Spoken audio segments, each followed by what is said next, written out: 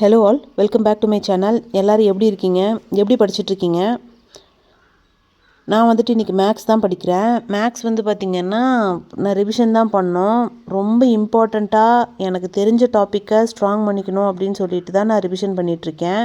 ரிவிஷனுக்கு பார்த்திங்கன்னா ஒரு கைடு எனக்கு கிடச்சிது. அது கொஞ்சம் எனக்கு கடைசி நிமிஷம் ரிவிஷனுக்கு அது யூஸ் ஆகும்னு நினைக்கிறேன். நான் மேக்ஸ் வந்து ரிவிஷனும் சொல்லக்கூடாது, இம்பார்ட்டன்ட் டாபிக்ஸை நான் படிக்கிறேன்னு தான் சொல்லணும். ஏன்னு கேட்டிங்கன்னா நான் ஃபுல் சிலபஸை கவர் பண்ணிட்டேனா அப்படின்னு சொல்லி கேட்டிங்கன்னா நான் கவர் பண்ணலை.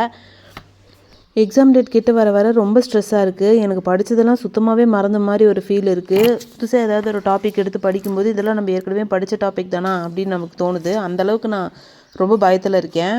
ரிவிஷன் நான் ஒரு மாதிரி பிளான் பண்ணேன், ஆனால் நடந்ததெல்லாம் வேறு மாதிரி இருக்குது. குறுக்க ஃபங்க்ஷன் வந்துட்டு 1 வீக் படிக்க முடியல.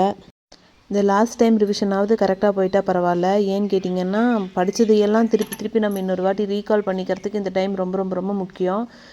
படிக்க ஒரே டென்ஷன் ஆகுது. எந்த சப்ஜெக்ட் படிக்கிறது, எந்த சப்ஜெக்ட் விடுறதுன்னே தெரியல. அந்தளவுக்கு டென்ஷனாக இருக்குது.